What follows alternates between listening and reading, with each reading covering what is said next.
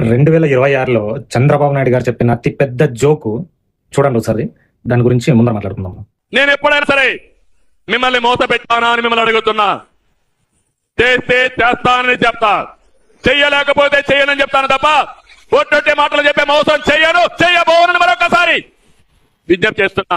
మీరు చేసిండే మోసాలు, మీరు చెప్పిన అబద్ధాలు కొన్ని చెప్తాను. అవి నిజమా కాదా మీరు చూసుకోండి.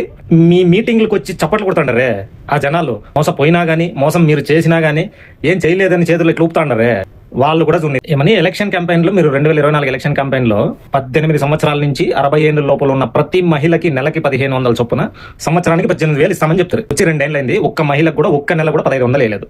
సో ఇది మీ లెక్కలో మోసమో కాదు, అబద్ధమో కాదు. సంవత్సరానికి 5 లక్షల ఉద్యోగాలని చెప్తారు. ఎన్ని ఇచ్చినారో మీ లెక్కలు మీకు ఉన్నాయి, జనాలకు తెలుసు. సో అది మీ లెక్కలో అబద్ధం కాదు. నిరుద్యోగులకి నిరుద్యోగ వృత్తి అని చెప్పేసి నెలకు 3,000 ఇస్తామని చెప్తారు.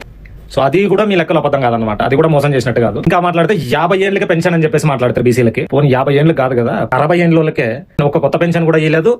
దాంట్లో మళ్ళీ ఉన్న పెన్షన్లోని కొన్ని లక్షల పెన్షన్లు తీసేస్తారు. సో మీ లెక్కలో ఇది కూడా మోసం కాదంటారు, ఇది కూడా అబద్ధం కాదంటారు. ఇంకా ఏమి తల్లికి వందనము ఏ కండిషన్స్ లేకుండా 15,000 పూర్తి ప్రతి బిడ్డకి, అంటే ఇంట్లో 2 ఉంటే 2కి, 3 ఉంటే 3కి, 4 ఉంటే 4కి అని చెప్పేసి రేంజ్ లో ప్రచారం చేసినారంటే అది మీకు తెలియదు కాదులే. ఆ రేంజ్ లో 1 ఉంటే 15,000, 2 ఉంటే 30, 3 ఉంటే 45, 4 ఉంటే 60,000 అని చెప్పేసి జోరుగా ప్రచారం చేస్తారు.